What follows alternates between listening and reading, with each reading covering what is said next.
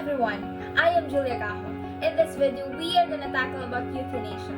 If you are a person who doesn't know what euthanasia or doesn't have any idea what euthanasia is all about, this video is for you.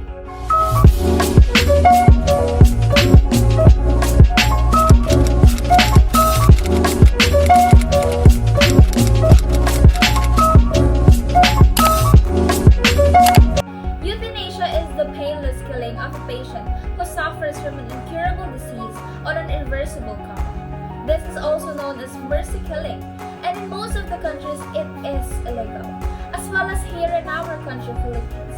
It is not just illegal, but it is referred to as a crime, a suicide, or a murder. However, our constitution and the law should consider the euthanasia bill, but with reservation. According to Herbert Englund, there are three types of consent before conducting euthanasia: voluntary, or it is a will from the patient, or involuntary, or the death of others' will when patient is unconscious or not competent to decide, and non-voluntary, or the death of a person who is in vegetative state, or babies who cannot decide for their own. There is a principle called utilitarianism, or an ethical theory that determines the right or wrong depending on the outcome, which can be applied in the debatable topic euthanasia. Yes, you are taking life. Yes, the patient will be deceased. But what if that is the best? Are we really prolonging life, or are we prolonging death? However, in the ethical principle non-maleficence asserts that a doctor ought not to inflict evil or harm or put patients in evil or harm.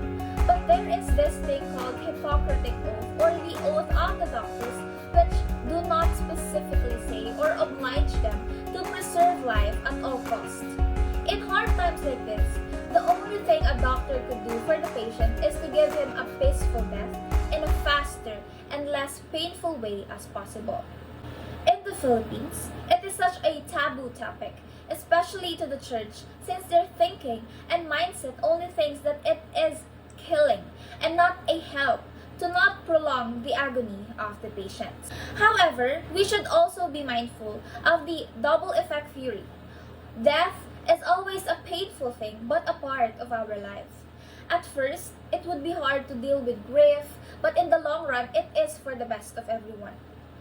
The patient will no longer be in agony or spend few more months or even years in the hospital bed just for the sake of living, when he's not really having a life at all.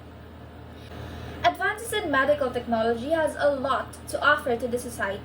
It can prolong the life of a terminally ill patient and can also ease the pain of a patient. A voluntary euthanasia should be legalized as long as the patient is competent to decide and there are at least 2 doctors who can assess the patient's condition. Thus, people have autonomy and the right to choose when and how he will die. I believe that only us, ourselves, knows what's really the best for us. Hence, for some patients, especially those who have lost so many times trying to battle with their diseases, death is really not a tragedy, but a blessing.